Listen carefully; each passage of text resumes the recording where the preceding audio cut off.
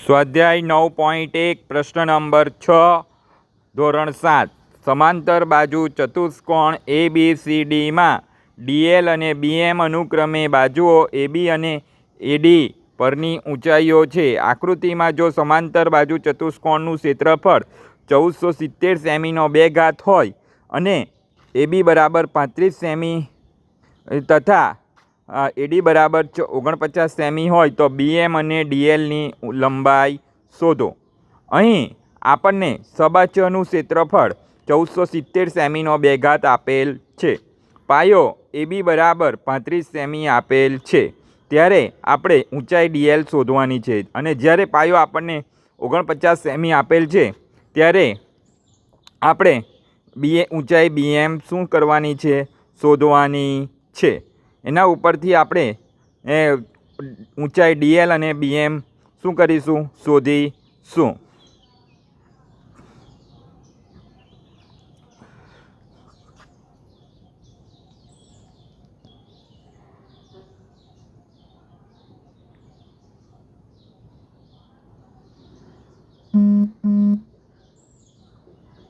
હવે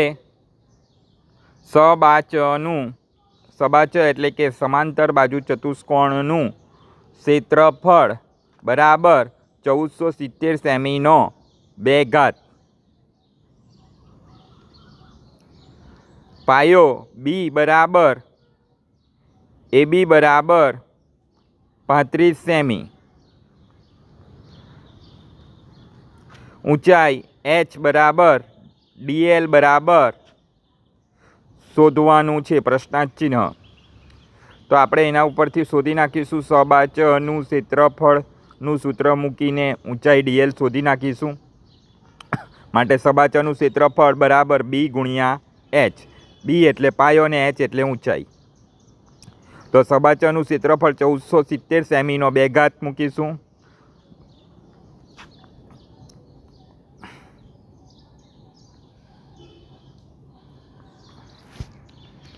B બરાબર 35 મૂકીશું, 35 સેમી મૂકીશું.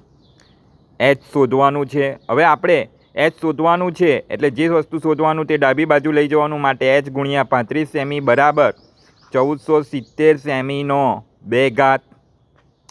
હવે Hને સૂત્ર કરતા બનાવીશું. માટે H બરાબર 1470 સેમી ગુણ્યા સેમી છેદમાં 35 સેમી.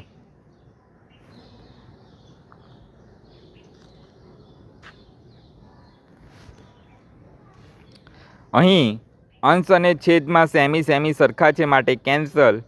અને 35ના ઘડિયામાં 1470 આવશે કે આપણે જોઈશું.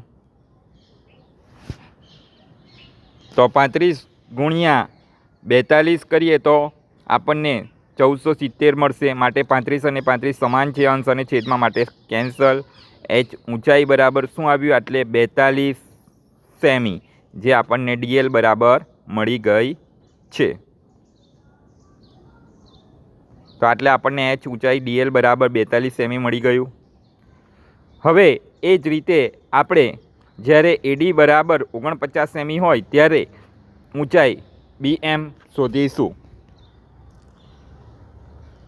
જુઓ આટલે આપેલું છે. આપણે પ્રથમ પેજ પર જોઈએ, તેના પરથી તમને ખ્યાલ આવશે.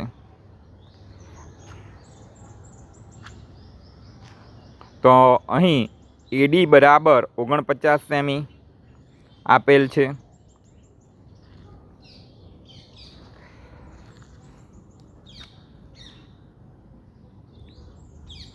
સબાચયનું ક્ષેત્રફળ આપણે 1470 સેમીનો 2 ઘાત જ લખીશું.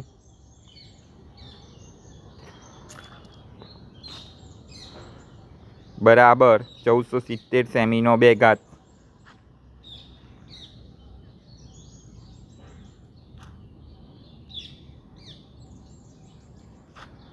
પાયો B બરાબર AD બરાબર 49 સેમી. ઊંચાઈ H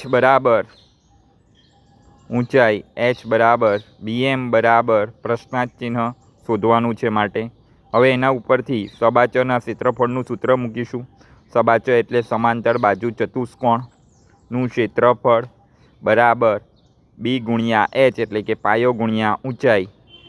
હવે તમામ કિંમતો મૂકીશું આપણે. સબાચરના ક્ષેત્રફળની કિંમત 1470 સેમીનો 2 બરાબર બી બરાબર 49 સેમી મૂકીશું ગુણ્યા એચ શું કરવાનું છે શોધવાનું છે માટે જેમના છે તેમ.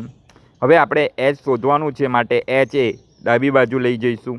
એચ ગુણ્યા 49 સેમી બરાબર 1470 સેમી ગુણ્યા સેમી, સેમીનો 2 પછી લખીશું સેમી ગુણ્યા સેમી માટે એચ બરાબર 1470 સેમી ગુણ્યા સેમી